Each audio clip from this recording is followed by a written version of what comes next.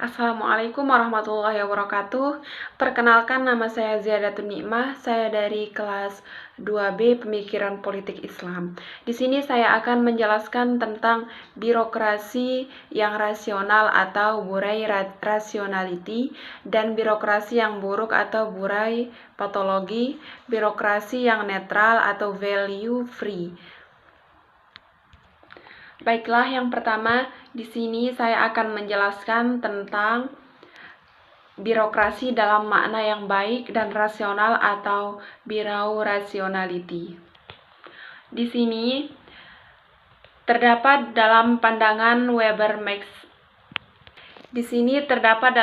pandangan Hegel Max Weber. Yang pertama yaitu menurut Hegel adalah birokrasi adalah institusi yang menjembatani antara negara dan masyarakat. Dan yang kedua yaitu menurut Max Weber. Birokrasi menurut Max Weber. Menurut Max Weber, birokrasi di sini adalah yang memiliki ciri-ciri sebagai berikut. Yang pertama yaitu adanya suatu hierarki, dan yang kedua yaitu termasuk pendelegasian berwenang dari atas ke bawah. Yang ketiga yaitu adanya serangkaian posisi jabatan yang masing-masing memiliki tugas dan tanggung jawab yang tegas. Adanya aturan, regulasi, standar formal, dan adanya personal yang secara teknis memenuhi syarat yang bekerja atas dasar karir dan promosi. Selanjutnya yaitu birokrasi dalam pengertian netral dan patologi. Yang pertama yaitu pengertian netral. Netral yaitu tidak terkait atau buruk. Yang kedua, birokrasi sebagai patologi. Di sini birokrasi sebagai patologi mempunyai 5 bagian-bagian. Yang pertama yaitu patologi yang timbul akibat gaya yang manajerial. Yang kedua yaitu patologi yang timbul akibat rendahnya pengetahuan dan keterampilan petugas pelaksana. Yang ketiga yaitu patologi yang timbul akibat tindakan anggota birokrasi.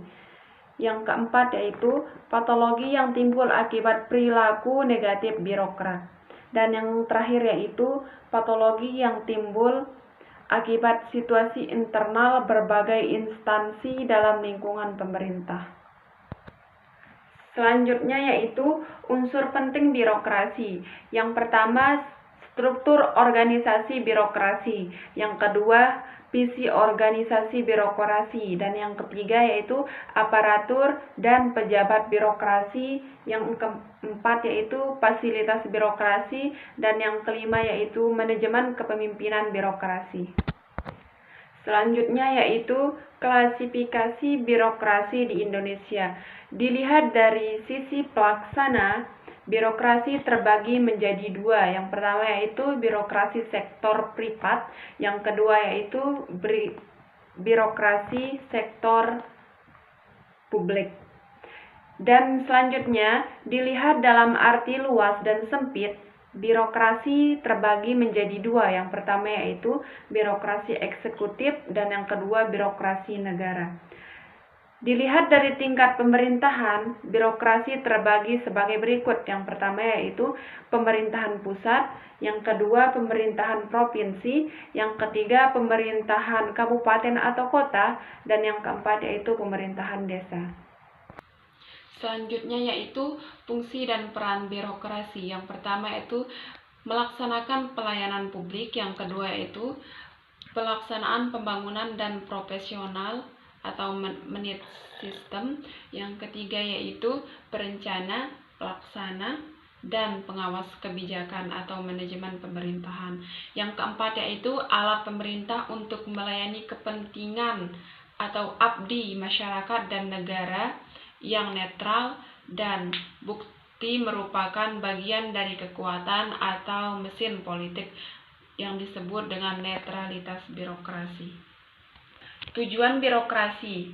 Yang pertama yaitu sejalan dengan tujuan pemerintahan.